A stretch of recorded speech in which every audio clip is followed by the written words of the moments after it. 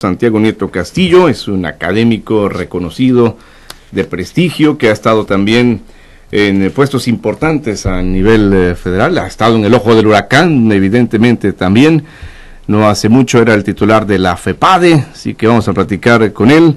Dio ayer, de hecho, unas declaraciones muy interesantes, le decía hace rato, las vamos a comentar. ¿Cómo está, doctor? Bienvenido aquí a Telereportaje y a Tabasco, por supuesto. Muchas gracias, un saludo a ti, a tu auditorio, por supuesto. Bueno, pues de entrada diríamos, aquello de la FEPADE ya quedó en el baúl de los recuerdos. Sí, a ver, la FEPADE fue un momento muy importante. Desarrollé las actividades que tenía yo encomendadas por la decisión del Senado.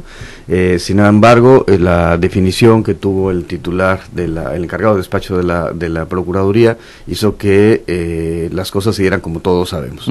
Pero el compromiso por seguir construyendo un mejor sistema electoral, por señalar cuáles son las deficiencias que tiene el mismo, por fortalecer a los institutos electorales locales, a los tribunales locales, es una convicción que permanece. Y sobre todo, pues enfatizar esta necesidad que necesitamos de visibilizar que los temas de la corrupción empiezan con los procesos electorales y que es importante que haya una vinculación entre los temas anticorrupción y los temas electorales para mejorar la calidad de la democracia en el país. Y esa es una de las declaraciones que dio usted ayer y que le decía antes de entrar al aire, que son muy interesantes porque efectivamente, si uno elige a alguien que a todas luces, digamos así, es corrupto o que no tiene la manera de aclarar las cosas que se le señalan, podemos tener claridad respecto del gobierno que va a hacer.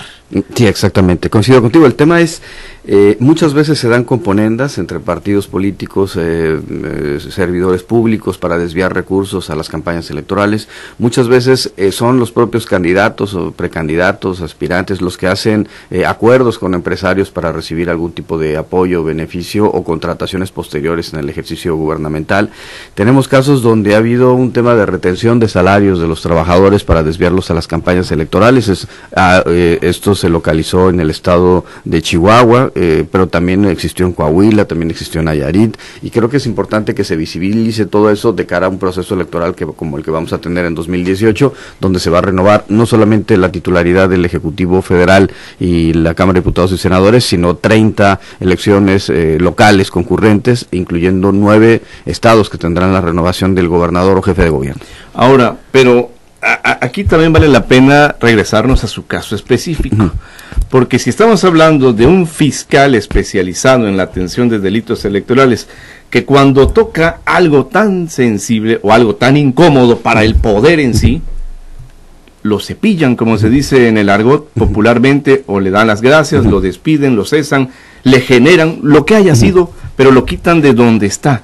Están debilitando una institución que se supone debe de ser fuerte. Sí, las instituciones tienen que fortalecerse y yo creo que lo que necesitamos ver es, tomando en cuenta mi caso, cuál es el diseño institucional idóneo para que un fiscal electoral o un fiscal anticorrupción no pueda ser removido de forma unilateral por un encargado de despacho de la Procuraduría, y con un objetivo muy claro: velar por la autonomía institucional. Esto va más allá de las personas, mi caso ya quedó atrás, pero creo que lo que tenemos que pensar es cuál debe ser el diseño institucional. Yo diría, primero, una garantía de inamovilidad en el cargo durante un periodo de tiempo, y después que se ratifique si la persona se queda o no a desempeñar un cargo. Puede haber una posible segunda designación si se reunieran las características, si hubiera un consenso de naturaleza política, pero sobre todo que hubiera las garantías procesales de que no haya una destitución indebida.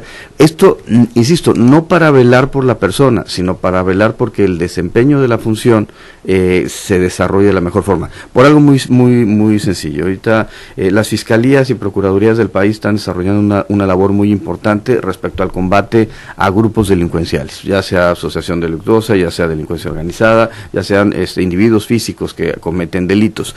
Pero el tipo de sujetos que persiguen las procuradurías y las fiscalías tiene que ver con una particularidad. Son gente que rompe la estructura básica de la sociedad, son gente que rompe y viola la ley desde la ilegalidad.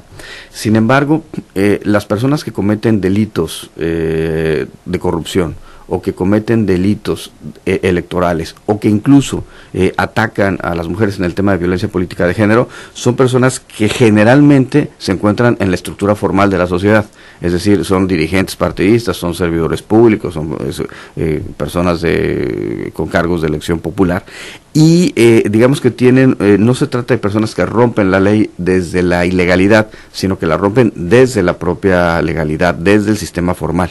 Por ello, el tipo de combate a los distintos sujetos que cometen los delitos tiene que ser distinto, y por ello las procuradurías y las fiscalías deben tener un modelo, y anticorrupción y electoral deben de tener un grado de autonomía para poder ir en contra de los funcionarios públicos, en contra de los dirigentes partidistas que cometen este tipo de delitos que van, insisto, desde el desvío de recursos, la generación de empresas fantasma, hasta temas relacionados con el condicionamiento de programas sociales, sobre todo en estados donde hay marginalidad y pobreza. Usted hablaba de la estructura que debe tener una figura como la FEPADE.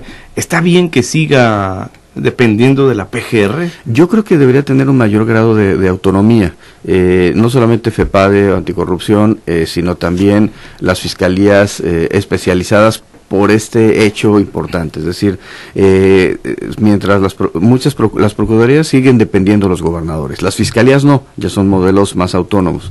Sin embargo, en el ámbito de las procuradurías resulta a veces contradictorio que una fiscalía anticorrupción en un estado tenga que perseguir a los servidores públicos del gobierno que forma parte de la misma administración de la que ellos forman parte. Entonces yo creo que el enfoque tiene que ser en cómo se fortalece la autonomía. Debe existir una autonomía presupuestal, debe existir una autonomía jurídica para poder promover ciertas acciones sin que los fiscales, los procuradores, la PGR en el caso que yo me tocó vivir, desarrollen esa actividad. Un tema que es interesante, por ejemplo, es que en algún momento se solicitó la extradición del señor César Duarte, pasaron 4 meses y apenas se acaba de anunciar que se va a llevar a cabo ese procedimiento. Pero quiero enfatizarlo y regresarlo al ámbito de lo electoral. Sí.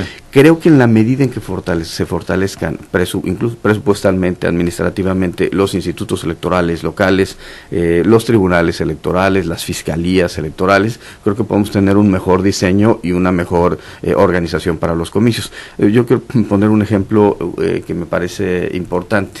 Si nosotros empezamos a revisar cuál es el presupuesto que tiene un partido político, el que menos presupuesto de financiamiento público federal recibe, vamos a ver que recibe mucho más dinero de lo que tienen los institutos electorales locales, por ejemplo, que lo van a tener que sancionar, o tiene mucho más dinero de lo que tiene la FEPADE o anticorrupción, que los tendrían que perseguir. Entonces yo creo que esta es una parte importante.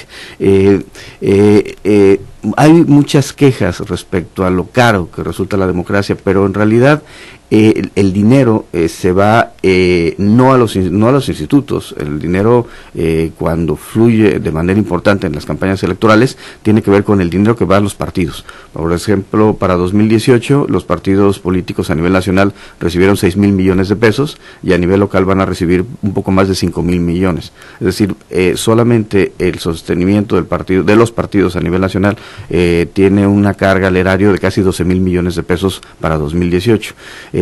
Cuando vemos que hay institutos, pienso en Morelos, pienso en Nayarit, en donde les dan 50 millones para poder organizar las elecciones durante todo el año, porque hay una disparidad muy grande. Es lo que tendríamos que empezar a reflexionar. Ahora, yo sí soy de la idea de que es preferible que tengamos una democracia cara, pero que tengamos un sistema electoral que proteja la democracia, porque nos saldría más caro no tener un sistema democrático. ¿Cuándo estaremos listos para dar el paso hacia el financiamiento privado? ¿O no las vamos a vivir toda la vida? Sí, doctor Santiago Nieto, ¿me lo responde después de la pausa? Sí, claro. Por cierto, aquí está Roberto Félix, el secretario ejecutivo del IEPC. Roberto, buenos días. Muchas gracias, Hugo. Agradecerte a ti y a tu auditorio. Al contrario, regresamos enseguida. Puedes contagiarte de influenza y contagiar